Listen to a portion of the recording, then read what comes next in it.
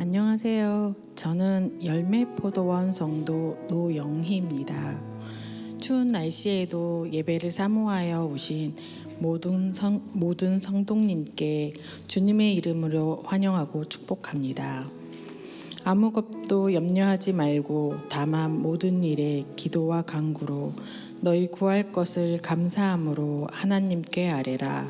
그리하면 모든 지각에 뛰어난 하나님의 평강이 그리스도 예수 안에서 너희 마음과 생각을 지키시리라. 빌립보서 4장 6절 7절 아멘. 2020년 5월에 혈액암 진단을 받은 친정엄마께서 혈액 종양내과에서 치료를 시작하였습니다.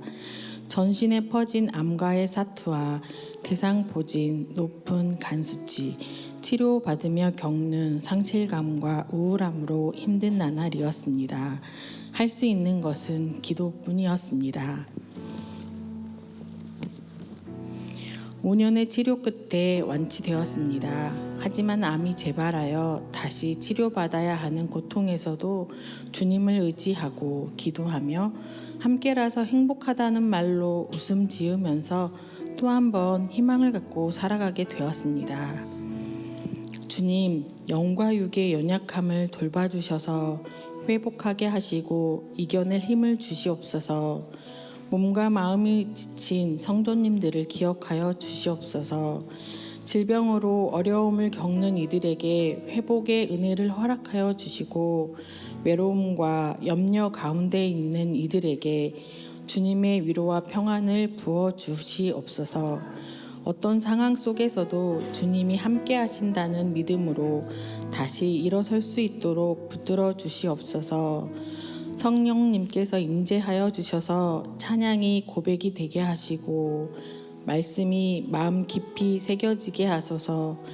이 시간 찾아오셔서 성령님과 함께 온전히 길을 걸어가게 도우소서. 다음 교회 성도님들을 예배로 초대합니다.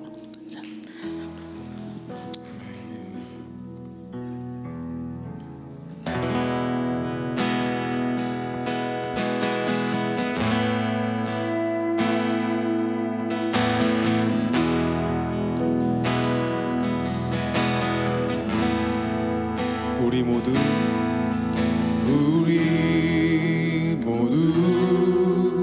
예배하는 자 되어 온전히 영과 진리로 주를 예배하자.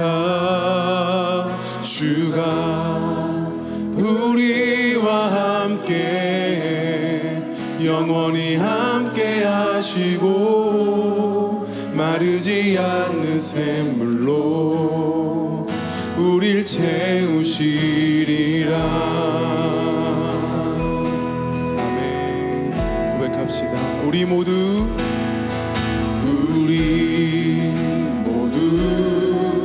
예배하는 자 되어 온전히 영과 진리로 주를 예배하자.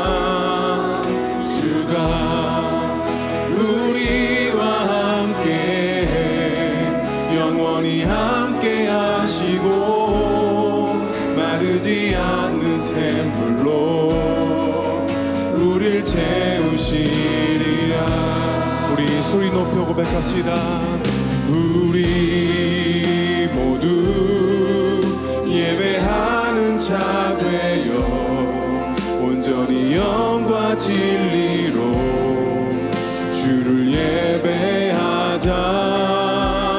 주가 우리와 함께 영원히 함께 하시고 마르지 않는 샘물로 우리 모두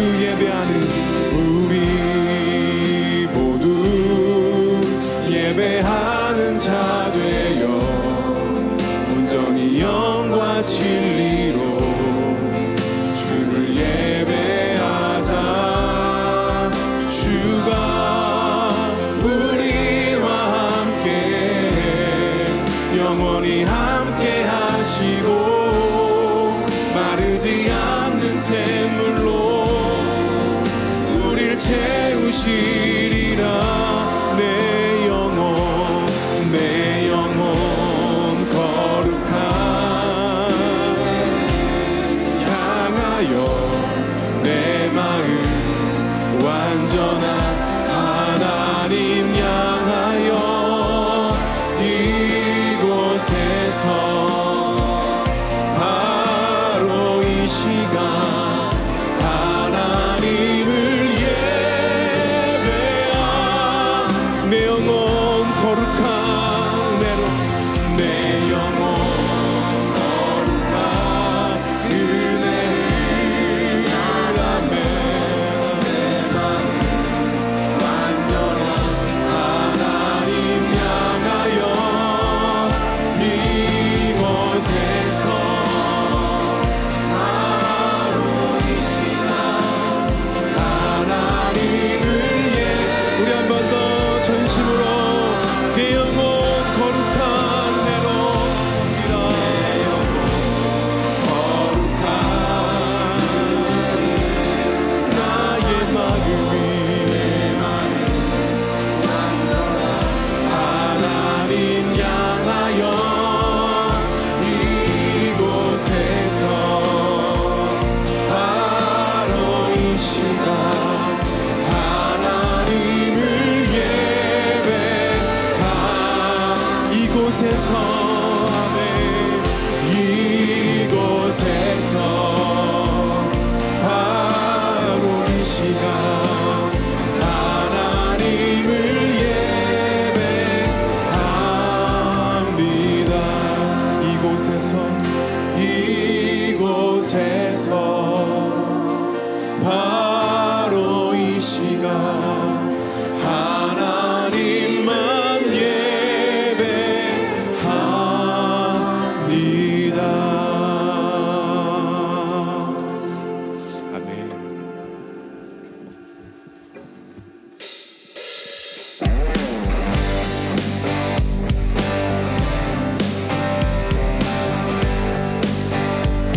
고백합시다. 예수 열방의 소망, 예수 열방의 소망, 예수 우리의 위로자.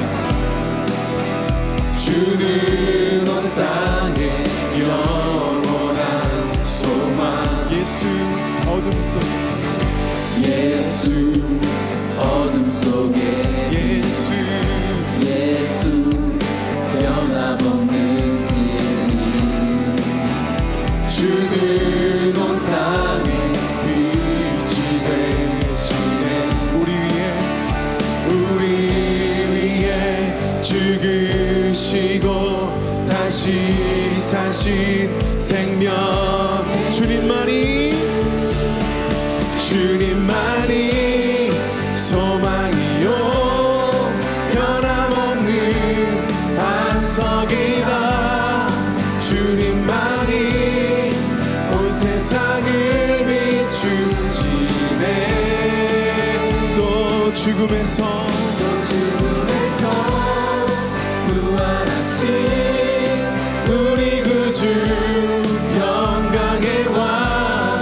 주를 믿는 모든 자의 소망 되신.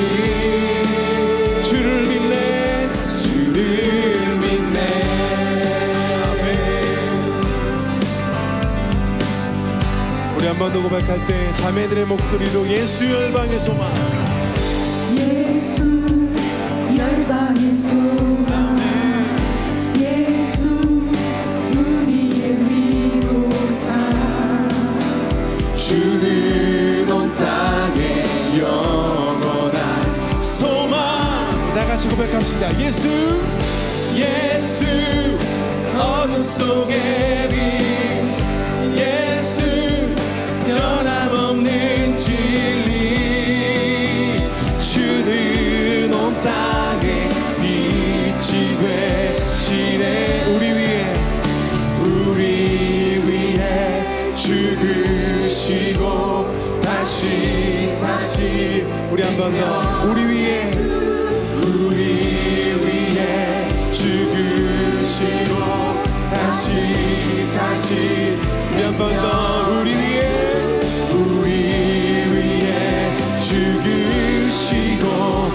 다시 사시 우리 한 번 더 우리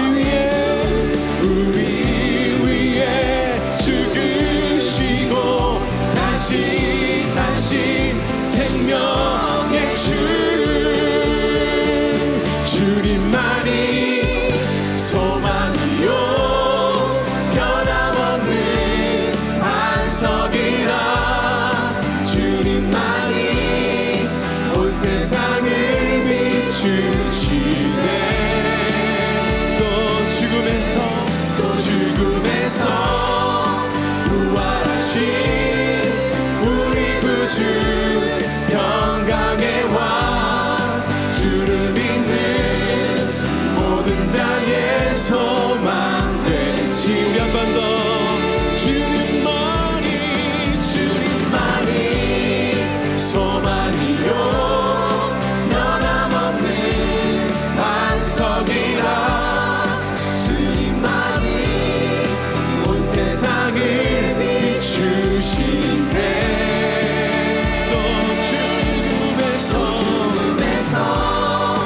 부활하신 우리 구주 평강의 왕 주를 믿는 모든 자의 소망 되시 주를 믿네 주를 믿네 주를 믿네 주를 믿네 주를 믿네 주를 믿네 주를 믿네 주를 믿네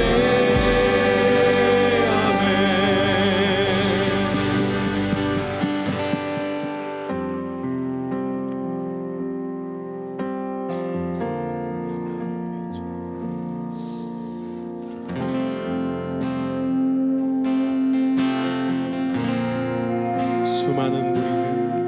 수많은 무리들 줄지어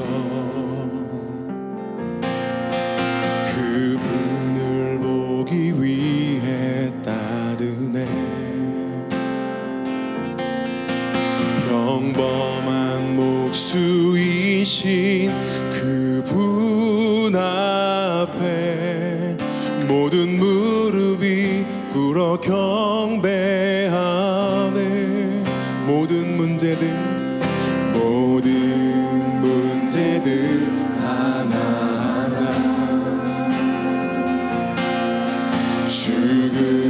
죽음까지도 힘을 잃고 생명의 근원 되신 예수 이름 앞에 모든 권세들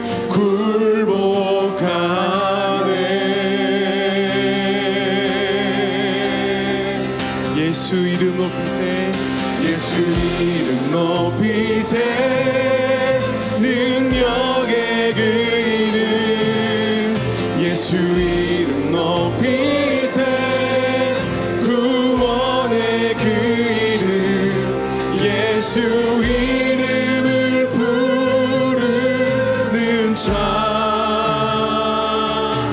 예수 이름을 믿는 자 예수 이름 앞에 나오는 자 복이 있도다 아멘 나의 계획이 실패하고 나의 소망이 끊어질 때 삶의 주관자 되신 그분 앞에 나의 무릎을 꿇어 경배하네 나의 삶을 주님께 맡길 때 아멘 비로소 나의 마음 평안함 구원의 반석 되신 예수 예수의 이름을 소리 높여 찬송하네. 예수 이름 높여드립니다. 예수 이름 높이세. 능력의 그 이름 예수 이름 높이세. 구원의 그 이름 예수 이름을 부르는 자. 예수 이름을 믿는 자. 예수 이름 앞에 나오는 자 복이 있도다. 예수 이름 높여드립니다. 예수 이름 높이세. 능력의 그 이름 예수 이름 높이세. 구원의 그 이름 예수 이름을 부르는 자. 예수 이름을 믿는 자. 예수 이름 앞에 나오는 자 복이 있도다. 우리의 목소리로 예수 이름 높이세. 예수 이름 높이세. 능력의 그 이름 예수 이름 높이세. 구원의 그 이름 예수 이름을 부르는 자. 예수 이름을 믿는 자. 예수 이름 앞에 나오는 자 복이 있도다.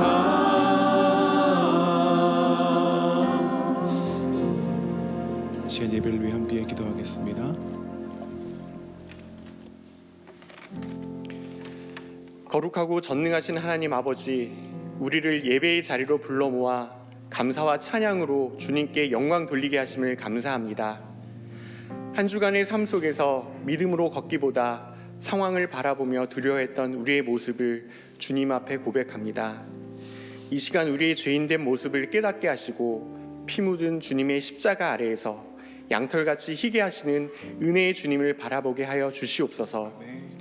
우리의 시선을 혼란과 불안이 가득한 현실이 아니라 세상 주권을 가지신 주님께 고정하게 하시고 주님의 임재로 우리의 삶과 가정과 교회와 이 나라 가운데 참된 평강이 임하게 하옵소서. 다음 교회 공동체를 긍휼히 여겨주시고 각자의 삶의 자리에서 어려움을 만나고 있는 성도들 가운데 성령님 친히 찾아오셔서 두려움은 물러가게 하시고 믿음의 고백이 회복되게 하여 주시옵소서. 말씀을 전하시는 김태권 목사님께 성령의 충만함을 더하셔서 선포되는 하나님의 말씀 앞에 우리가 아멘 하고 순종하는 공동체 되게 하옵소서. 구원받은 자의 기쁨을 누리게 하신 하나님 아버지께 구별하여 준비된 예물을 드립니다. 모든 것이 주님의 것임을 고백하며 드리오니 물질의 청지기로서의 사명을 잘 감당하게 하시고 삶으로 하나님을 증거하는 믿음의 사람 되게 하옵소서. 우리의 마음과 몸을 함께 주님께 드리며 우리 주 예수 그리스도의 이름으로 기도드립니다. 아멘. 지금은 봉헌 시간입니다. 하나님께 준비해 오신 예물 모두 앞으로 나오셔서 주님께 올려드리겠습니다.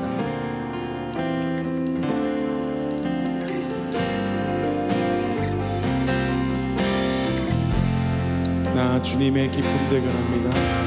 나 주님의 기쁨 되기 원하네.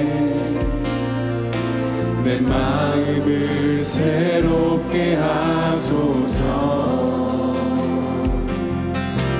새 무대가 되 되게 하여 주사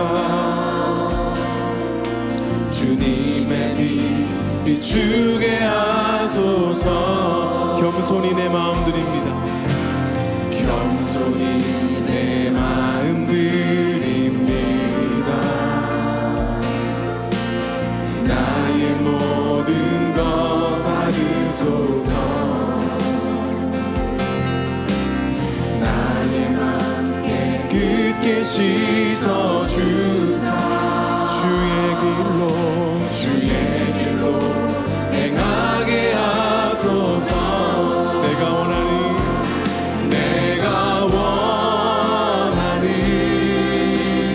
한 가지 주님의 기쁨이 되는 것은 내가 원하는 한 가지 주님의 기쁨이 되는 것. 모두 자리에 앉으시겠습니다. 영하 10도의 추운 날씨를 뚫고 우리 다음 교회 예배를 드리러 나오신 모든 성도 여러분들을 주님의 이름으로 환영합니다. 이 시간에 먼저 저희 교회에 처음 나오신 분들과 아주 오랜만에 오신 분들을 좀 환영해 드리는 시간을 갖고자 하는데요. 오늘 처음 나오신 분들은 이렇게 살짝 손을 들어주시면 우리 나머지 성도분들이 그분들을 환영해 드리겠습니다. 아까 유모차 아기 데리고 저쪽에 앉아 계신 새로 오신 가족들이 있으시고요. 또 우리 저희 김춘훈 지기님 앞에도 또 자매님 또 한 분 오셨고요. 또 새로 오신 분들 또 이쪽에도 계신가요? 네, 우리 나머지 성도분들이 잠깐 일어나셔서 저분들을 한번 환영해 드렸으면 좋겠습니다.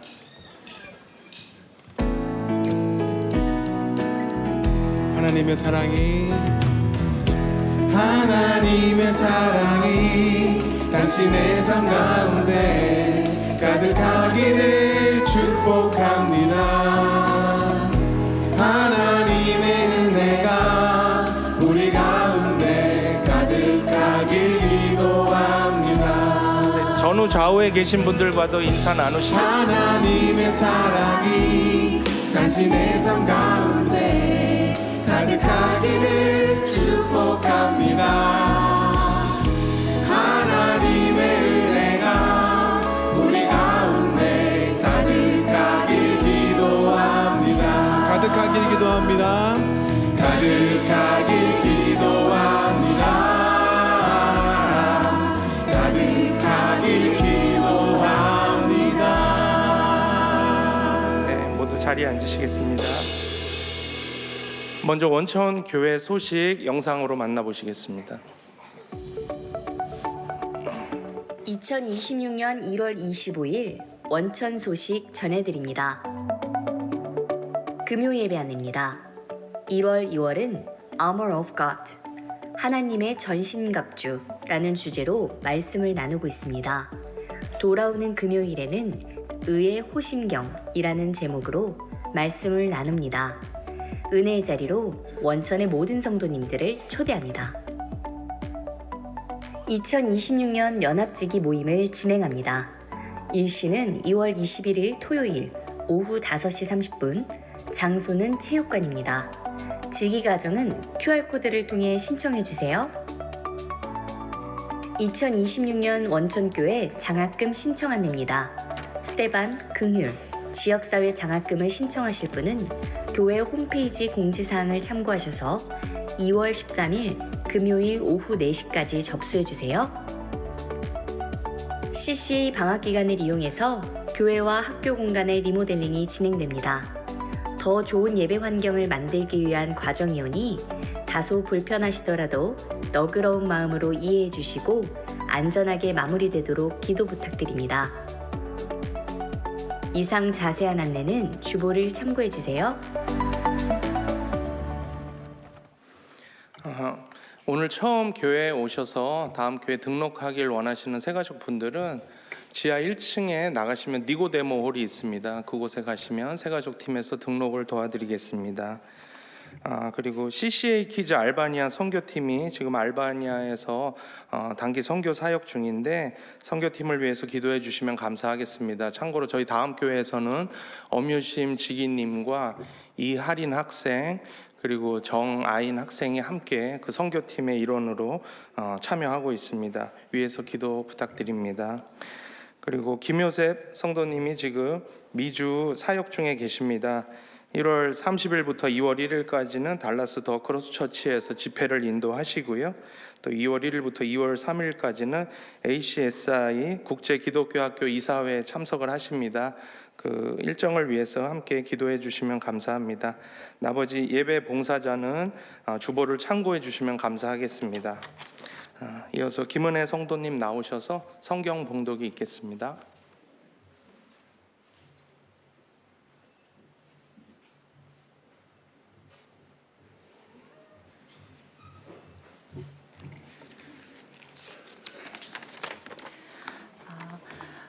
오늘 우리에게 주신 말씀은 마태복음 14장 22절에서 33절 한 절씩 교독하시겠습니다.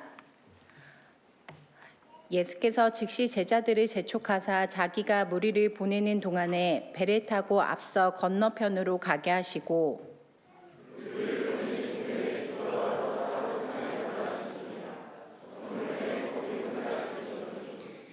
배가 이미 육지에서 수리나 떠나서 바람이 거스름으로 물결로 말미암아 고난을 당하더라.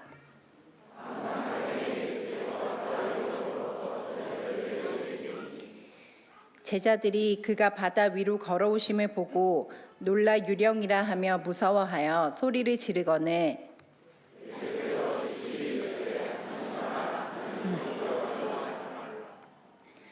베드로가 대답하여 이르되 주여 만일 주님이시거든 나를 명하사 물 위로 올라오라 하소서 하니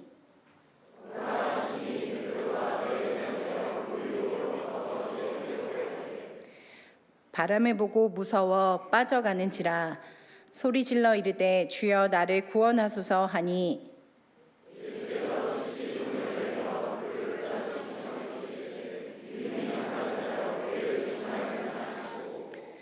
배에 함께 오르매 바람이 그치는지라 배에 있는 사람들이 예수께 절하여 이르되 진실로 하나님의 아들이로소이다 하더라. 아멘.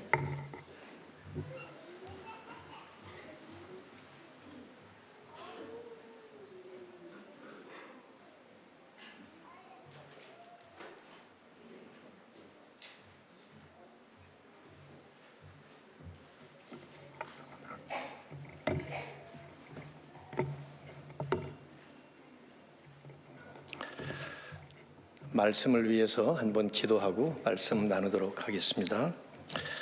하나님 고맙습니다. 궂은 날씨에도 불구하고 주님을 사모하면서 하나님께 영광 올려드리는 귀한 예배를 드리기 위해서 나온 우리 사랑하는 믿음의 가족들을 축복하시고 이 예배의 순서를 따라 저희들에게 마음 깊이 복음의 은혜를 주시는 것을 감사드립니다. 이제 주님의 말씀을 함께 나누겠습니다. 이 말씀의 유일한 주인 되시고 또 주인공 되시는 예수 그리스도가 높임을 받는 말씀 시간 되게 하시고 우리에게 베푸신 복음의 은혜가 저희의 가슴에 깊이 새겨짐으로 인해서 우리의 믿음 생활이 하나님께는 영광되고 우리에게는 복된 믿음 생활로 또 한 번 도약하고 발전하는 복된 성숙의 또 성장의 시간 되도록 인도하여 주옵소서. 예수님의 이름으로 간절히 기도드립니다. 아멘. 우리 믿는 사람들이 가장 많이 생각하고 또 언급하는 것 중에 하나는 아마도 믿음이라는 과제가 아닐까 생각이 됩니다. 흔히 믿음이라고 하는 것은 얼른 생각하면 종교인들, 특별히 이제 기독교인들에게만 해당되는 과제라고 생각하기 쉽지만 사실은 깊이 짚어보면 모든 사람이 다 믿음으로 삽니다. 안 믿는다라고 말하는 사람들조차도 사실은 믿음으로 삽니다. 예를 들어보죠. 자동차 운전을 할 때 여러분 어떻게 하십니까? 자동차 운전을 시작하기 직전에 매번 안전점검을 하고 운전하시는 분이 있으신가요? 뭐 정기적으로는 하겠죠. 또 사고 나거나 이상이 생기면 하겠지만 매번 운전할 때마다 이 자동차가 정말 안전할까 하고 운전 점검을 한 다음에 확인을 하고 나서 그리고 시동을 걸고 운전을 하느냐 이 말이에요. 저는 오산에서 오늘 아침에도 왔는데 그냥 시동 걸고 운전하고 왔습니다. 믿은 거죠. 이 차가 고장나지 않을 거라고 믿은 것이고 내가 운전을 잘 할 거라고 믿은 것이고 중앙선을 넘어서 저쪽 편에서 오고 있는 차가 음주운전차가 아니라고 나도 모르게 잠재적으로 믿은 것이죠. 총체적으로 그냥 믿음으로 운전한 것이죠. 다른 분의 차를 타고 오신 분 계신가요? 대중교통 타고 오신 분 계신가요? 그 차가 고장나지 않을 거라고 믿은 겁니다. 버스 기사가 누군지 모르지만 그 사람이 그냥 운전 잘하리라고 잠재적으로 믿은 것입니다. 믿음으로 온 겁니다. 비행기 탈 때 어떻게 타십니까, 여러분? 저도 미국에 오래 살았기 때문에 자주 한국에 나오면서 비행기를 타면 동부에서 제가 목회할 때 한 15시간 이상 걸려요. 한 번도 이 비행기 기장이 과연 제대로 비행을 할까 의심스러워서 내가 아는 사람 기장을 찾아서 아는 사람 한 명도 없어요. 저는 기장을 그랬다든가 뭐 이런 적이 한 번도 없습니다. 대한항공은 안전하고 무슨 뭐 다른 비행기는 안전하지 않고 그런 적 없고 그냥 제일 싼 비행기 골라서 타고 옵니다. 15시간 타고 오는 동안에 단 한 번도 혹시 기장과 부기장이 운전은 제대로 안 하고 딴짓하고 있나 해서 가서 조종실에 가서 두드리고 문을 열고 고스톱을 치는지 장난을 치는지 이거 검토해 본 적 한 번도 없습니다. 그냥 편안하게 믿고 타고 왔습니다. 잠도 자고 밥도 먹고 영화도 보고. 근데 저만 아니라 그 비행기를 타고 있는 수백 명 전부가 다 그러더라고요. 다 믿음 좋은 사람들만 같이 앉아 있었습니다. 여러분은 지금 이 건물이 무너지지 않으리라고 믿고 편안하게 앉아 계시고 두고 온 집에 가스불을 켜놓지 않았으리라고 믿고 있고 그래서 지금 현재 불타고 있지 않다고 믿고 있는 겁니다. 좀 불안해지시죠? 네, 다시 가서 확인해야 될 것 같지 않아요? 네. 우리 삶 전체가 이런 믿음으로 살아갑니다. 일기예보를 믿고 뉴스를 믿습니다. 동창회 다녀왔다는 아내의 말을 믿어줍니다. 어젯밤에 야근하느라고 집에 못 들어왔다고 말하는 남편의 말을 믿어줍니다. 어떻게 알아요? 뒷조사 해봐야 되는 거 아닙니까?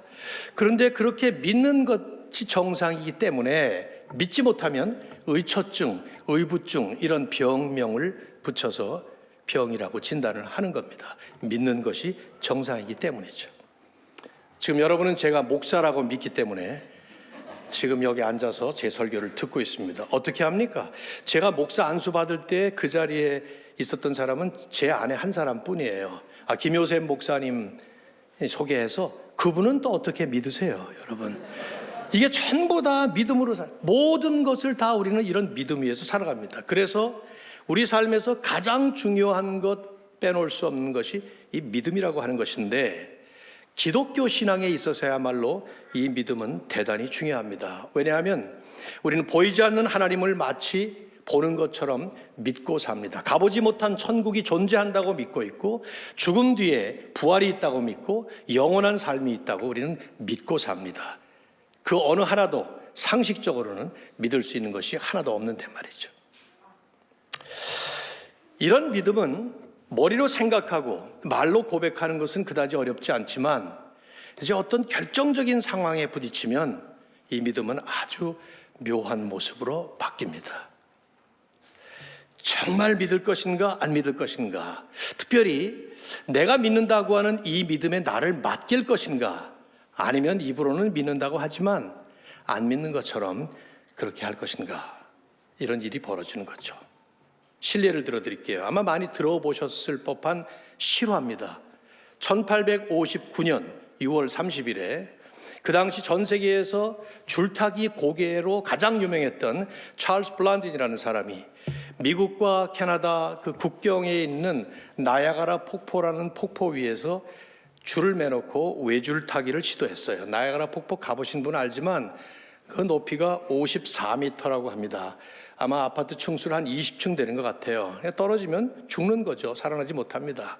근데 거기 줄을 매놓고 최초로 시도를 한 거예요. 막대기 하나 들고 건너갑니다. 카나다에서 미국 쪽으로 묘기를 부리면서 가다가 쓰기도 하고 눕기도 하고 뒤로 돌아서기도 하고 손을 들기도 하고 이러고 하는 거예요. 숨을 조아리면서 보고 있었던 관중 앞에서 무사히 미국 쪽으로 건너갔어요. 박수갈채를 치면서 환호를 보냈습니다. 손을 내밀면서 여러분 제가 다시 온 대로 돌아갈 겁니다. 그런데 이번에는 한 사람을 내 등에 업고 갈 것입니다. 여러분은 내가 그렇게 할 수 있으리라 믿습니까? 흥분한 군중들이 한번 믿는다고 박수치고 막 그러면 여러분들 중에 한 사람이 나와서 내 등에 업히시기 바랍니다. 그랬어요.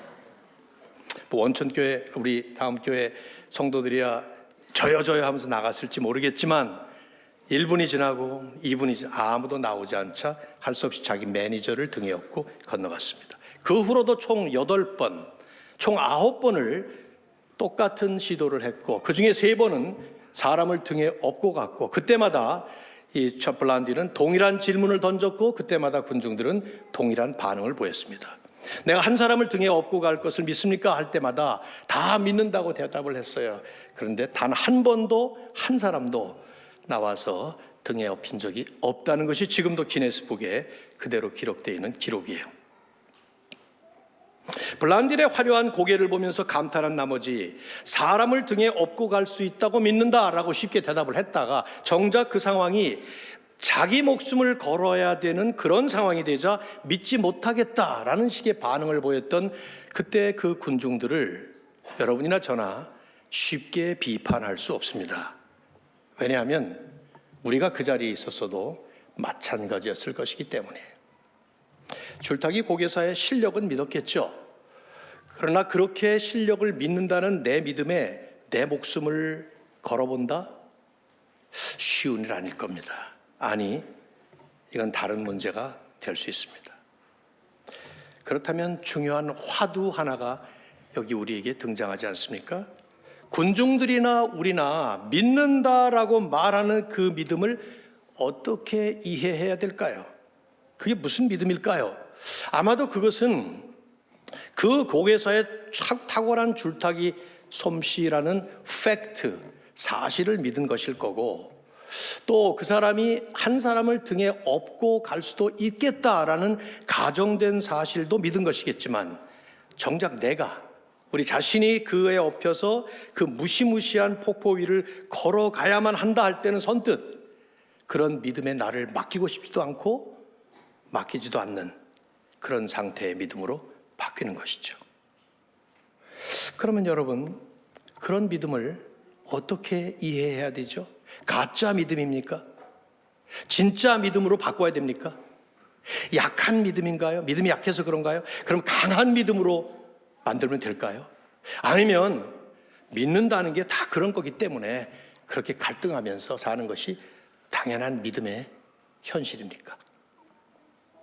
여러분의 믿음 생활은 어떤가요? 항상 흔들림 없는 그런 믿음이십니까? 아니면 상황에 따라서 이렇게도 바뀌고 저렇게도 바뀌며 갈등하는 그런 믿음이신가요?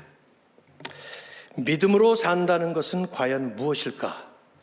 오늘 저는 이 과제를 여러분하고 오늘 말씀 속에서 좀 나눠보고자 합니다. 본문이 그런 과제를 다루고 있기 때문이죠. 이 본문의 내용을 보면 그 배경은 오병이어 이적이라는 그 이적을 막 끝나자마자 그 직후에 일어난 거예요. 오병이어 이적은 제가 다음 주에 하도록 할 겁니다. 요새 뭐 넷플릭스 같은 영화를 보면 이렇게 12편 이렇게 막 하는데 다음 번을 약간 좀 보여주고 그러더라고요. 그게 효과가 있는 것 같아요. 그래서 저도 좀 어느 정도 보여드릴까 하는 생각이 있는데 시간이 많이 가니까 생략하기로 하고 아무튼 주님이 이제 그 이적이 일어나고 나서 곧바로 제자들을 보고 갈릴리 호수로 건너가라 그랬어요. 배 타고 빨리 가라. 그리고 당신은 산 위로 올라가서 이제 기도를 하십니다. 그 이유는 뭐 다음 주에 잠깐 설명드리겠습니다만은 군중들이 너무 흥분해서 예수님을 왕으로 모시려고 그랬거든요. 그 자리에서 아직 십자가의 때도 아닌데 말이죠. 그래서 급히 그 자리를 떠나시는 거예요. 제자들은 열심히 갈릴리 호수를 배를 노를 저어서 건너가고 있었어요. 지금 가고 있는 중이에요. 오늘 이 본문의 이 장면은 말이에요. 마태는 오늘 이 본문의 지금 이 사건이 시각이 밤 4경에 일어났다. 그러니까 로마는 그때 저녁 6시부터 아침 6시까지 12시간을 넷으로 나누어서 1경, 2경, 3경, 4경 이렇게 나누었어요. 그러니까 4경이라고 하면 새벽 3시에서 새벽 6시를 말하는 거죠. 동트기 직전에 가장 어두운, 칠흑같이 어둠이죠. 뭐 거기 뭐가 있습니까? 아무것도 없죠. 바다 위인데 말이죠. 바람이 불고 있습니다. 파도가 치고 있습니다. 왜냐하면 갈릴리는 금방 건너갈 수 있는데 어젯밤에 떠나서 지금 새벽 3시, 6시까지 적고 있었다면은 그건 어렵게 지금. 그래서 마태는 고난을 당하고 있다. 이런 말로 간단하게 표현을 했어요. 어쨌든 근데 보니까 웬 시커먼 물체가 저기서부터 걸어오고 있는 거예요. 바다 그 물 위로. 유령이다. 다 놀라서 지금 소리를 칩니다. 귀신인 줄 알고. 근데 익숙한 음성이 들려오죠. 오늘 본문의 27절 뭐 띄워드리진 않았습니다만은 안심하라, 나다, 두려워하지 마라. 예수님이 말씀하신 거예요. 마가도 요한도 이 사건을 기록은 하고 있어요. 그런데 마가와 요한은 여기서 이 스토리를 마감합니다. 아마 제가 그 본문 하나를 택했다면 제 설교는 이제 여기서 끝날 거예요. 오늘 굉장히 설교가 빨리 끝날 수 있었을 텐데 저는 마태복음을 택했어요. 다른 스토리 하나를 첨가한 것입니다. 없는 이야기를 쓴 것이 아니라 마태에게는 이 이야기가 중요했던 거예요. 마가와 요한은 딴 걸 강조하고 싶었던 것이고 뭐냐면 베드로가 끼어든 이야기입니다. 바다 위로 걸어온 그 물체가 유령이 아니라 주님이라는 사실을 확인하는 순간 베드로는 불쑥 요청을 합니다. 자, 28절 말씀 여러분이 한번 읽어주시면 좋겠네요. 다 같이 시작.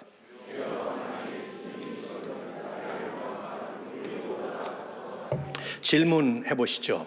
베드로는 왜 갑자기 물 위로 걷겠다고 이런 요청을 했을까요?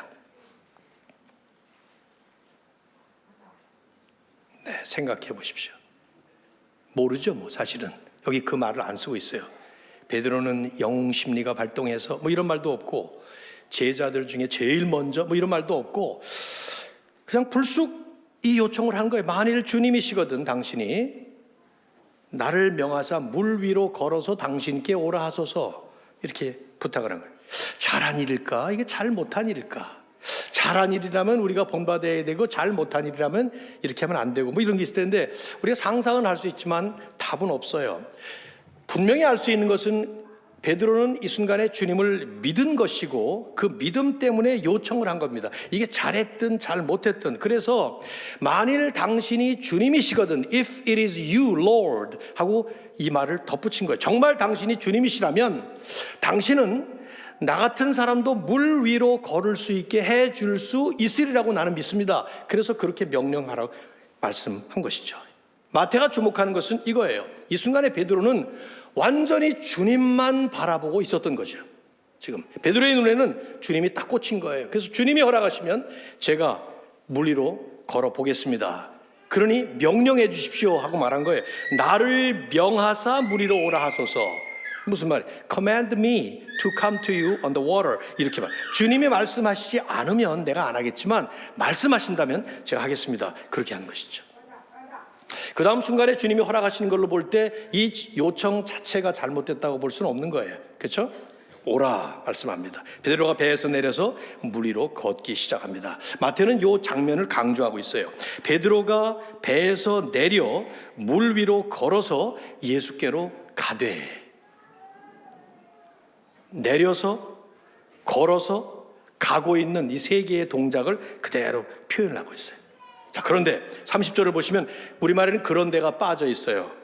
그런데 바람을 보고 무서워 빠져가는지라. 방금 전에 주님만 바라보았을 때는 베드로는 믿음으로 용기 있게 발을 내디딜 수 있었는데 바람을 보면서 파도를 맞으면서 얼굴에 튀는 물결을 느끼면서 갑자기 수십 년 동안 이 갈릴리 바다에서 어부 생활을 했던 그 경험으로 공포가 밀려온 것입니다. 본문에 보시면 얼마나 이게 위험한 상황인지를 깨달은 거죠. 무서워. 필립스 영어 성경을 보면 he panicked. 공황 발작이 일어났다. 뭐 이렇게 번역을 했어요. 정확한 번역이었던 것 같아요. 예수님께 집중되었던 베드로의 시선이 바람에게로 옮겨지자 그 믿음은 두려움으로 바뀌고 그 두려움은 바다 밑으로 가라앉는 시작이 되었던 것이죠. 고개사의 화려한 고개 솜씨를 볼 때에는 사람을 등에 업고 갈 수 있겠다고 믿는다고 흥분하면서 감탄하면서 외쳤지만은 자기가 정작 올라가려고 하니까 그 믿음이 두려움으로 바뀌는 그런 모습이죠. 바람을 보고 무서워 빠져가는지라. 여러분, 물에 빠질 때 어떻게 빠집니까? 그냥 푹 들어가 버리죠. 그런데 지금 마태는 어떻게 그리고 있어요? He was beginning to sink. 이렇게 내려가고 있는 그 장면을 우리에게 진행형으로 보여줘요. 마치 우리가 이 장면을 주목하라는 것처럼. 우리가 만일에 오늘 아침에 이 말씀을 그냥 개인 큐티를 했다면 여러분이 이런 생각이 들지 않을까요? 베드로는 바람 때문에 두려워하지 말았어야 돼. 나는 그러지 말자. 더 강한 믿음을 갖자. 하나님 앞에 믿습니다. 주님, 나에게 믿음을 강하게, 이렇게 기도하고 싶지 않겠어요, 여러분? 그런데 과연 그럴까요? 우리가 그렇게 하면 믿음이 강해질까요? 내 믿음이 더 강해져서 그러면 물에 빠지지 않을까요? 아마 그랬다면 제 생각에는 베드로는 그 다음 날부터 매일 이 바닷가에 나와가지고 자기 믿음을 강하게 해달라고 기도하고 한번 들어가 보고 붕덩 빠지고 또 기도하고 또 한번 또 온다 또 빠지고 아마 이걸 반복했을 겁니다. 수도 없이. 마태의 메시지가, 지금 이 글을 기록하고 있는 마태가 성령의 감동으로 이 말씀을 기록하면서 당신들은 베드로처럼 두려워하지 말고 강한 믿음, 더 큰 믿음, 더 좋은 믿음을 가져야 합니다 하는 것을 우리에게 말씀하고 있을까요? 저는 아니라고 확신합니다. 왜? 마태의 핵심은 베드로가 아니라 예수님이었기 때문이에요. 베드로가 어쨌든 간에 예수님이 우리가 바라보아야 될 아주 핵심이었어요. 우리의 눈에 초점을 맞춰야 될 바로 그분이었습니다. 물론 마태는 베드로가 외치고 있는 이 부르짖음에 잠깐 주목을 합니다. 30절 하반절을 보시면 베드로가 뭐라고 부르짖습니까? 소리질러 이르되 주여 나를 구원하소서. 베드로가 큰 소리로 막 주여 나를 구원하, 이렇게 말했는지, 아니면 더 가능성 있는 것은 물속으로 빠져들어가면서 꼴깍꼴깍 하면서 말도 못하고 그냥 속으로만 이런 기도답지 않은 기도를 했는지 모르지만 마태는 베드로가 외친 베드로의 그 마음의 이 외침을 여기다 기록을 하고 있는 거예요. 뭐라고 외쳐요? 주여 나를 구원하소서. 이게 무슨 말입니까? 나는 망했다 그 말이에요. 지금 이 말은 나는 죽습니다 그 말이에요. 근데 당신은 나의 주님으로서 나를 얼마든지 구원하실 수 있는 분이고 나를 구원해 주시옵소서. 당신만이 유일한 소망입니다. 나는 절망에 떨어지지만 당신만이 나의 소망이십니다. 베드로의 이 부르짖음, 마태는 간단하게 그 내용을 쓰지만 사실 정직한 자기 고백이에요. 그리고 제가 볼 때는 진실한 신앙 고백입니다. 어쩌면 우리 모두가 늘 주님 앞에 기도할 때마다 해야 될 기도의 엑기스 같은 핵심을 지금 적고 있습니다. 나는 나 혼자서는 내 능력으로는 내 노력으로는 못합니다 그거예요. 그러나 주님 당신은 다 하실 수 있는 분입니다. 당신만이 나의 진정한 구원자이십니다. 고백하는 것이죠. 더 큰 핵심은 예수님이에요. 그래서 마태는 31절에 이제 예수님의 행동과 말씀을 아주 간략하게 쓰고 있습니다. 31절 상반절 보세요. 예수께서 뭘 하셨습니까? 즉시 손을 내밀어 그를 붙잡으셨어요. 주님이 하신 일은 장황서를 펼치는 설교 같은 것을 한 것이 아니라 아무 말씀도 없이 그냥 즉시 immediately 손을 내밀어서 그를 붙잡았어요. 베드로가 주님을 잡은 것이 아니라 주님이 베드로를 잡았다는 것이 아주 중요한 부분이에요. 우리가 먼저 하나님을 믿은 것이 아니라 하나님이 먼저 우리에게 은혜를 베푸셨다는 것이 중요합니다. 이 순서 바꾸면 우리는 믿음도 자기 공로가 되는 것입니다. 내가 믿은 것이 뭐 대단히 잘한 것처럼 생각할 것입니다. 아닙니다. 에베소 2장 8절을 보면 그 은혜로 인하여 우리는 하나님을 믿게 된 것이죠. 그래서 하나님의 선물이다. 선물은 내가 한 거 아무것도 없는데 받는 게 선물 아닙니까? 베드로가 잡은 게 아니라 주님이 잡으셨어요. 참 재밌잖아요. 신기하잖아요. 말씀 한마디로 얼마든지 구원할 수 있잖아요 주님은. 근데 굳이 가서 손을 잡으셨어요. 아니면 왜 영화 엑스맨 같은 영화 보면 거기에 매그니토라고 하는 사람은 이렇게 하면 올라갑니다 사람이. 아, 이게 영화를 안 보시지? 진짜 드라마 같은 거. 네. 그런 게 나오거든요. 이렇게. 내가 예수님이라면 한번 이렇게 올라왔다가 요놈을 가르치기 위해서 한번 또 빠뜨려 또 한번 올려 요러면 이제 깨닫겠지. 예수님 그러신 분이 아니라 즉시 손을 내밀어 잡아서 끌어올리십니다. 여러분 혹시 여러분 가운데 물에 빠져 죽을 뻔하다가 누가 여러분을 건져낸 경험이 있습니까? 저는 있어요. 정확히 30년 전인데 94년 8월에 사이판에서 그 동굴에 있는 그로토라고 하는 그 연못에서 수영을 하다가 그만 빠졌는데 뭐 긴 얘기 할 수가 없죠. 예, 뭐 이것도 하나의 간증인데 말이죠. 전 죽을 뻔했어요. 제 아내가 밖에서 보면서 이런 생각을 했답니다. 아, 내 남편이 여기서 죽는구나. 시신을 어떻게 한국으로 가져가지? 얼마나 들까 비행기 값이? 막 이런 생각까지. 그러니까 상황이 죽는 상황이었다는 거예요. 거기서. 근데 제가 어쨌든 결론을 말씀드리면 사람들이 쭉 손을 이렇게 잡아가지고 저를 끌어 올렸어요. 첫 번째 이렇게 올릴 때는 제가 잡아당겨가지고 4-5명이 다 빠졌어요, 물르다가. 근데 그 동네 사람들이라 쭉 돌아서 다시 나갔고 다시 만들어서 다시 두 번째로 잡아서 올렸는데 지금 30년이 지난 이 시간 제가 이 말을 할 때 제 손에 온몸에 전율이 느껴져요. 그때 나를 잡아주었던 그 손, 그 손이 아니었다면 내가 죽었을 텐데 나를 붙잡아서 끌어올려준 그 손, 그 강력한 악력으로 끌어준 그 손, 지금까지도 이거 얘기할 때마다 생각할 때마다 온몸에 방금 일어난 일처럼 느껴지는 것이죠. 베드로가 이후에 예수님이 승천하시고 나서 주님의 사명을 받고 마지막에 십자가에 거꾸로 달려 죽을 때까지, 전설이긴 하지만은 신빙성이 있는 그 전설이죠. 거꾸로 달려 죽었는데 그때까지 얼마나 어려움이 많았겠습니까? 믿음의 그 발걸음을 옮길 때마다 바람이 불고 파도가 치고 그 숱한 어려운 역경을 거치고 박해의 경랑 속을 헤치고 나갈 때마다 나는 분명히 생각해요. 그때 자기를 잡아서 강력한 손으로 끌어올려 주셨던 나의 주님, 그걸 잊지 못했을 거예요. 여러분도 아마 생각해 보면 여러분의 삶 속에 그렇게 여러분을 구렁텅이에서 건져주신 그분 분명히 잊어버리긴 했지만 있을 겁니다. 물론 예수님의 그 다음 말씀이 약간 마음에 걸리잖아요. 믿음이 작은 자요 왜 의심하느냐 하는 말씀을 우리 주님도 꼭 할 말씀 하나는 꼭 하시는구나 하는 느낌이 드는 이런 마음에 걸리는 말이지만 이건 우리의 오해예요. 이건 믿음이 작은 자요 혹은 적은 자요 이렇게 번역이 됐는데 세 번역엔 적은 자요, 우리 개역개정에는 작은 자요. 이건 믿음의 분량이나 사이즈를 말하는 게 아니에요. 이런 말씀이 복음서에 좀 나오긴 하거든요. 이 말씀은 내 믿는 대상이 누구냐 그 말이에요. 믿음의 대상을 강조하는 표현이에요. 내가 믿는 나 예수가 누군데 그렇게 믿었냐, 그래서 왜 의심하느냐 하는 말을 덧붙인 거죠. 의심하지 말고 나만 봤습니다. 왜냐하면 여기까지 오는 동안에 베드로는 예수님을 충분히 경험했어요. 마태복음 8장부터 많은 이적들이 나옵니다. 특별히 어젯밤에 오병이어 이적 경험했잖아요. 그건 예수님 혼자서 하신 이적이 아니라 제자들이 동참을 했습니다. 너희들이 나눠줘라. 그래서 오병이어 떡 5개, 물고기 2마리 가지고 막 뜯어서, 그걸 상상이 안 돼요. 제가 다음 주에 이제 이 얘기를 좀 하겠습니다만 좀 더 자세히.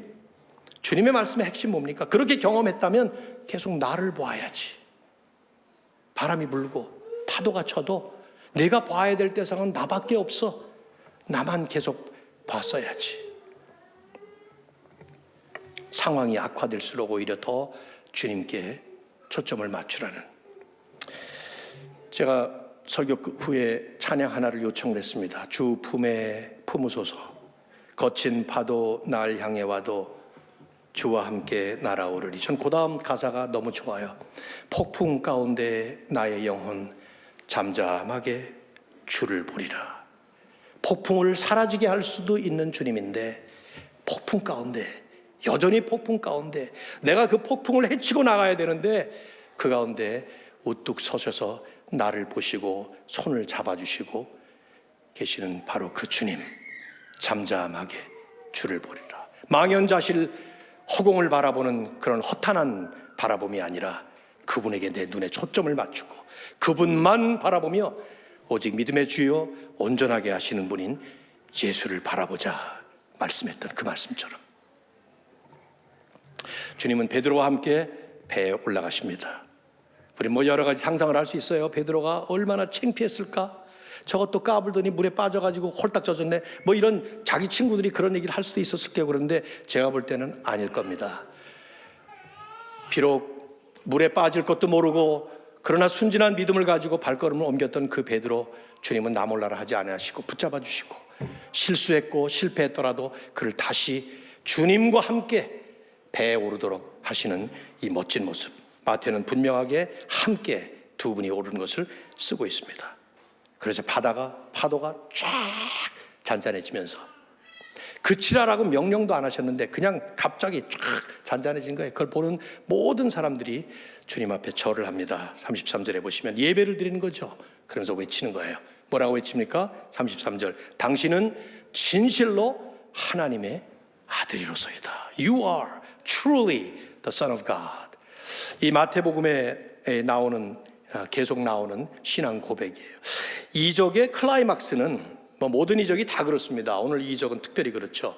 물 위를 걷는 어떤 매지컬 액션이나 바다가 쫙 잔잔해지는 그런 경이로운 초자연적인 역사라기보다도 그걸 일으키시는 그 이적의 주인공이신 바로 그분을 바라보면서 믿음의 고백을 하고 찬양을 하고 그분에게 경배하는, 당신은 진실로 하나님의 아들이십니다. 오늘 우리가 하고 있는 것이 바로 그런 것이죠. 아까 찬양을 할 때 우리는 그 찬양을 계속하지 않았습니까? 마태복음의 첫 번째로 나오는 신앙 고백이에요. 좀 있으면 16장 16절에, 26장 63절에, 27장 40절에 계속해서 이 고백이 나옵니다. 마태복음의 주제구라고 볼 수 있죠. 이 스토리는 우리에게 어떤 메시지를 전하고 있을까요? 저는 여기 조금 더 제가 설명을 해드려야 될 그런 필요를 느낍니다. 이 스토리를 통해서 마태가, 성령께서, 하나님이 우리에게 전하는, 지금 21세기를 살아가고 있는 우리들, 여러분들에게 어떤 메시지를, 개인적인 메시지로 지금 전하고 있을까요? 잘 정리할 필요가 있어요. 자칫하면 정반대의 메시지를 받을 수가 있기 때문입니다. 이 마태가 분명하게 강조하는 것은 물에 빠지는 베드로의 모습과, 물 위를 걷는 것이 아니라 물에 빠지는 베드로의 모습과 그를 건지시는 주님의 모습을 대조적으로 강조를 하고 있습니다. 우선 베드로의 모습은 우리를 대변합니다. 특별히 신실한 그리스도인들을 보여주고 있습니다. 그는 주님을 믿었기 때문에 물 위를 걸으려 했던 거예요. 주님과 함께 하려고 순진한 믿음의 발걸음을 내디딘 겁니다. 주님도 그래서 그러셨는지 오라 말씀을 하셨어요. 그래서 그 부르심에 순종하듯이 베드로는 걸어간 겁니다. 그래서 선교사가 되어서 나가는 분들이 얼마나 많습니까? 그래서 목사가 된 사람들이 얼마나 많습니까? 여러분, 그래서 믿음으로 자녀들 키우는 거 아닌가요? 이렇게 좋은 기독학교에 와서 아이들을 보내고 말이죠. 세상에서 잘 되는 것이 아니라 정말 하나님의 사람으로 잘 되게 키우기 위해서 믿음으로 그렇게 하는 거 아니냐 말이죠. 믿음으로 사업하지 않습니까? 믿음으로 직장 생활하지 않아요? 믿음의 발걸음을 옮기는 거예요. 교회에서 직분 주면은 믿음으로 직분 받고 말이죠. 주님을 믿기 때문에 더 잘 믿고 더 잘 섬기고 하나님께 영광 돌리기 위해서 이런 믿음의 발걸음을 내디디는 것입니다. 그런데 바람이 불어와요. 파도가 칩니다. 불안해집니다. 초조해집니다. 겁이 납니다.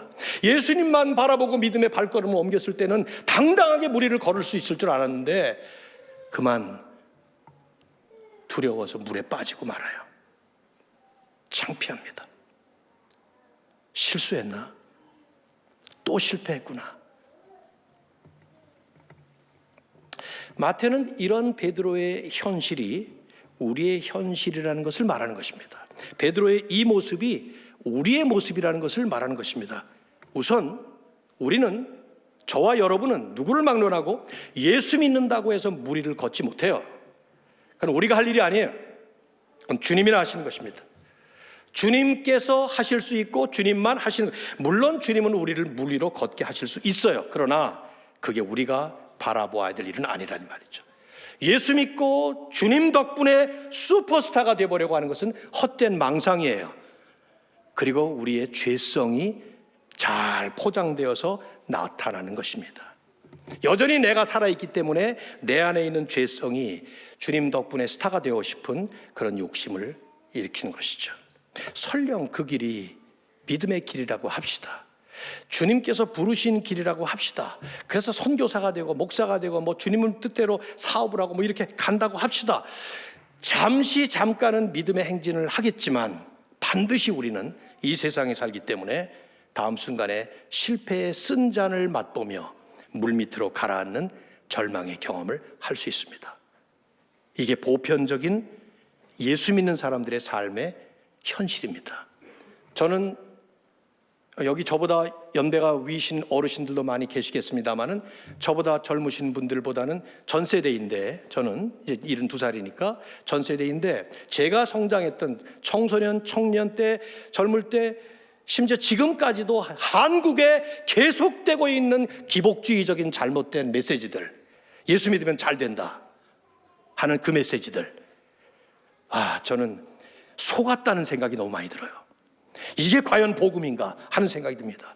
예수님 덕분에 예수 믿으면 잘 된다? 예, 잘 될 겁니다. 그런데 진짜 잘 됩니다. 우리는 세상에서 잘 되는 정도가 아니라 이 종류가 달라요. 그리고 방법이 틀립니다. 동기가 달라요. 제가 다음 주에 좀 더 하겠어요. 이 시리즈를 약간만 얘기를 하는 거예요. 지금 다음 주에. 궁금하시면 다음 주에 또 나오시면 돼요. 예수 믿는 우리들의 현실은, 여러분의 현실은 주님 덕택에 흔들림 없는 믿음으로 승승장구하면서 바다 위를 걸어가고 나야가라 폭포 위를 걸어가는 것이 아니라 여전히 그러고는 싶은데 베드로처럼 실수하고 실패하고 그런다 이 말이에요. 실패가 정상이에요. 실수가 현실입니다. 이게 이상한 일이 아니에요. 예수 믿는데 내가 왜 이러지? 아닙니다. 예수 믿어도 마찬가지입니다. 근데 중요한 것이 하나 더 있어요. 그게 뭐냐? 주님의 모습을 보십시오. 주님은 이런 우리들의 현실을 다 알고 계셔요. 그런 우리를 버리지 않으셔요. 나 같으면은, 저는 죄인이라서 이 장면을 볼 때, 베드로를 볼 때마다 어떤 생각이 드는가 하면 저놈을 내가 고쳐야지 이런 생각도 들고 한번 골탕 먹여야지. 그래서 아까 얘기한 것처럼 빠졌다 낼다 빠졌다 이런 것도 할 수 있겠지만 말이죠, 예수님은 그렇게 안 하신다 이 말이에요. 우리 가지고 장난치지 않으셔요. 주님은 즉시 오셔서 베드로를 건져주셨어요. 주님이 베드로를 먼저 잡으셨단 말이죠. 그런 다음에 할 만한 교훈 말씀하시는 거죠. 비록 그 믿음이 작은 자여 왜 의심하였느냐 하는 음성이 종종 주님의 책망처럼 우리에게 들리는 것 같지만, 그건 왜 의심했냐라는 책망이 아니라 이제라도 의심하지 마 하는 권면의 말씀이에요. 너는 의심했으니까 망했어라는 비판이 아니라 계속 나만 바라보면 돼 하는 격려의 말씀이라 이 말이죠. 그 말씀으로 우리는 그걸 어떻게 알아요? 우리가 베드로만을 위해서 오신 것이 아니라 주님은 우리를 위해서도, 하나님의 택하신 모든 하나님의 자녀들을 위해서 이미 이 일을 완전하게 이루어 주셨기 때문입니다. 그게 뭡니까? 십자가와 죽으심 그리고 부활을 통해서 이루신 것이죠. 단번에 영원토록 택하신 백성들을 위해서 복음의 은혜를 베푸셨어요. 하나님의 택하신 자녀들을 위해서 친히 인간으로 이 땅에 오셨습니다. 오실 필요가 없는데, 여러분을 위해, 나를 위해서. 그리고 내가 지켜야 될 그 모든 율법 어떻게 지킵니까? 못 지키죠. 그걸 주님이 다 지켜주셨습니다. 이게 액티브 오비디언스라는 말을 합니다, 신학적으로. 그리고는 우리가 치러야 될 그 죄의 형벌, 죄값을 십자가 위에서 죽으심으로 주님이 당하셨어요. 패시브 오비디언스. 주님은 그러시고는 이제 우리와 함께 동행하시기 위해 부활하셔서 승천하셔서 성령으로 다시 오셔서 이제 우리와 함께 걸어가시면서 구속의 역사를 완성하신 것이죠. 이미 주님이 그 일을 하신 거예요. 특별히 믿음으로 무리를 걷겠다고 하다가, 순진하게 그렇게 하다가 물속으로 빠져가는 순진한 하나님의 자녀들을 위해서, 여러분이나 저를 위해서 주님은 그 일을 이미 이루셨다 이 말이에요. 그래서 주님은 십자가에 올라가시기 전에 중요한 한 말씀을 하셨죠. 요한복음 16장 33절. 자, 한번 같이 읽어볼까요? 시작.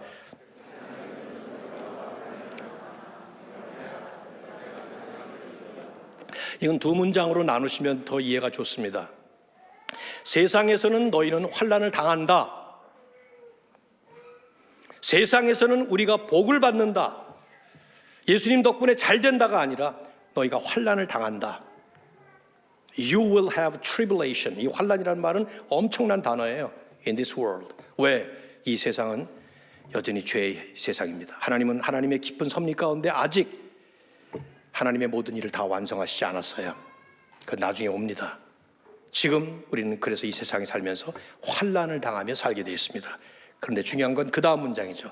담대하라. 내가 세상을 이겼노라. 여러분이 아니라 내가 아니라 주님께서 I have overcome the world. 내가 세상을 이겼다. 주님이 이기신 그 완전한 승리. 그래서 주님은 우리에게 말씀하시죠. 수고하고 무거운 짐진 자들아 다 내게로 오라. Come to me. 내게로 오라. 수고 다 없애주겠다. 그게 아니라 내가 너희를 쉬게 하겠다. 주님이 주시는 안식을 주시겠다. 약속하신 거죠. 완전한 승리, 완전한 약속. 우리가 할 일은 오직 이 주님만을 바라보면서 지속적으로 주님과 함께 동행하면서 걸어가는 것입니다. 그럴 때 우리 실수합니다. 여러분 실수합니다. 부부싸움 안 하려고 그렇게 노력하고 오늘 예배 드리고 나서는 절대로 내가 아내에게 화내지 말아야지, 아내는 남편을 짜증스럽게 말지 마, 이런 마음을 먹고 가지만 또 실수합니다. 그거 또 일어납니다. 또 싸웁니다. 주차장에서부터 싸우기 시작합니다. 근데 그게 현실이에요. 우리는 그런 존재들이에요. 근데 더 중요한 것은 하나님은 그런 우리를 아셔요. 그리고 그런 우리들에게 손을 내밀어서 건져주신다 이 말이에요. 그리고는 나와 함께 배에 올라가신다 이 말이죠. 그리고 주님과 함께 우리의 삶을 걸어가도록 만들어주시는 것입니다. 여러분은 이 주님을 만나셨습니까? 저는 자꾸만 묻지만은 혹시라도 여러분이 이 주님을 아직 못 만나셨다면 여러분에게 가장 중요한 the first and foremost important 중요한 것은 바로 이 주님을 만나는 일입니다. 이미 만나셨습니까? 그래서 이렇게 추운 날씨에도 많이 오셨나요? 그런데도 물에 자꾸 빠지죠. 넘어지죠. 실패하고 좌절하죠. 내 인생이 왜 이래? 이런 한탄스러운 생각 나죠. 괜찮습니다. 왜 괜찮으냐? 주님이 아셔요. 그리고 주님은 그런 우리에게 찾아오셔서 또 손을 잡고 이렇게 세워주시고 주님과 함께 영광스러운 발걸음을 디디는 것입니다. 믿음으로 산다는 것은 예수님 덕분에 슈퍼스타가 되는 것이 아닙니다. 실패도 실수도 없이 승승장구하면서 멋진 일을 영광스럽게 일을 구원하는 일도 아닙니다. 나는 여전히 넘어지고 실수합니다. 그런데 주님은 그런 나를 그냥 버려두지 아니하시고 내 초라한 인생 같은 인생에 찾아오셨고 그리고 이미 주님이 나와 동행하시면서 끝까지 이 일을 이루어내실 줄로 믿습니다. 폴란드의 정치가로 세 번째 수상을 지냈던 페더 루스키라고 하는 피아니스트가 있어요. 아마 피아노 전공하신 분들은 다 아실 것 같아요. 이분은 정치가보다도 피아니스트로 더 유명했으니까요. 이분이 한참 피아니스트로 명성을 떨칠 때 연주를 많이 했습니다. 뭐 이렇게 많이 사람들이 모인 연주장에서 이제 연주를 하는데 그랜드 피아노가 있고 뒤에 이제 준비를 하고 있었어요. 그런데 이제 그 자리에 7살짜리 꼬마 아들을 데리고 온 엄마가 있었습니다. 아마 피아노의 거장이 연주하는 것을 보면서 감동을 받으라고 데리고 왔겠죠. 근데 이 아이가 그런데 가면 오래 기다리잖아요. 기다리다 못해 빠져나갔어요. 근데 엄마는 그걸 몰랐던 거예요. 이 아이가 빙 뒤로 돌아서 여기 그랜드 피아노가 저기 피아노가 있는데 저 피아노에 탁 걸터 앉은 거예요 아이가. 그리고는 자기가 알고 있었던 유일한 곡인 첩스틱스 젓가락 행진곡을 두드리기 시작했습니다. 이거 뭐 손가락 하나로 띵띵띵띵띵 이렇게 하면서 가는 거 있잖아요. 그걸 두드리기 시작했어요. 사람들이 막 술렁거리기 시작해요. 누구야 저거? 누가 이런 데 와서 저 유치한 막 그러면서 저 끌어내리지. 엄마는 어디 간 거야? 막 술렁술렁 되니까 페도르스키가 뒤에서 이렇게 보고 앞으로 나왔어요. 그리고는 그 아이 뒤에 가서 섰습니다. 정신없이 젓가락 행진곡을 두드리고 있는 아이 뒤에 가서 귀에다가 속삭였습니다. 멈추지 마라. 계속해라. 내가 도와줄게. 끝까지 해라. 신나서 박찬 아이에게 즉흥적으로 이 피아노의 거장이 하모니를 넣기 시작했어요. 순식간에 장례는 유치한 젓가락 행진곡이 즉흥 환상곡으로 황홀하게 바뀌는 실화예요. 우리 인생을 돌아보면 꼭 젓가락 행진곡 연주하는 것 같지 않아요? 부부싸움 얼마나 유치해요. 그런데 그런 거 하잖아요. 목숨을 걸고 싸우잖아요. 그리고는 결국 헤어지고. 정치 싸움 얼마나 유치해요. 근데 그 싸움들을 싸우잖아요. 유치한 싸움들을. 유치한 일들 하잖아요. 그런데 주님은 그럴 때마다 우리에게 찾아오셔서 말씀하시는 거죠. 멈추지 마라. 내가 다 안다. 계속해라. 내가 도와주마. 나와 함께 끝까지 가자. 오늘도 이 주님께서 이 예배 속에 우리 각자에게 찾아오신 줄로 믿습니다. 이 공동체 위에 주님은 임하시는 줄로 믿습니다. 주님과 함께 그분의 멋진 연주에 우리를 초청하셨으니 낙심하지 마시고 단념하지 마시고 주님과 끝까지 달려가는 귀한 여러분이 되시기를 주의 이름으로 축원합니다. 하나님 고맙습니다. 오늘 귀한 예배 우리 주님과 함께 또 한 번 걸어갈 수 있다는 복음의 메시지를 가슴에 품고 나아갑니다. 우리 눈에 주님만 가득하도록 우리가 주님께 초점을 맞추는 삶이 되게 하여 주시옵소서. 우리 주 예수 그리스도의 이름으로 간절히 기도드립니다. 아멘. 우리 모두 함께 자리에서 일어나 함께 주신 말씀 생각하며 결단하겠습니다.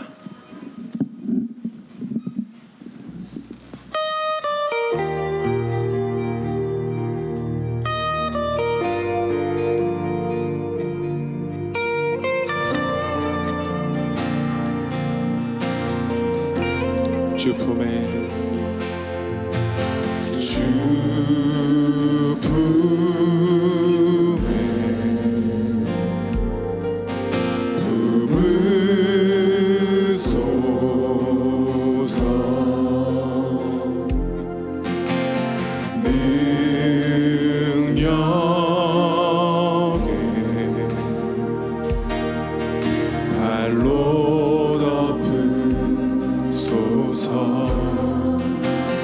거친 파도 날 향해 와도 주와 함께 날아오르니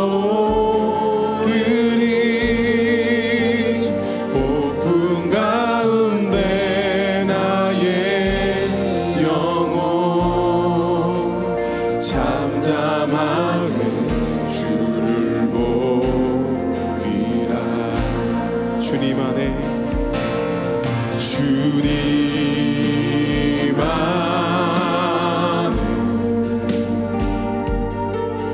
나 거하리. 주 능력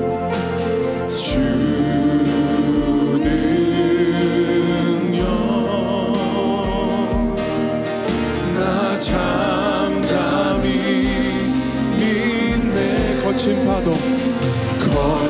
파도 날 향해 와도 주와 함께 날아오르니 폭풍 가운데 나의 영혼 잠잠하게 주를 거친 파도 날 향해 와도 거친 파도 날 향해 와도 주와 함께 날아오르니 폭풍 가운데 나의 영혼 잠잠하게 주를 거친 파도 날 향해 와도 주와 함께 날아오르니 폭풍 가운데 나의 영혼 잠잠하게 주를 보리라.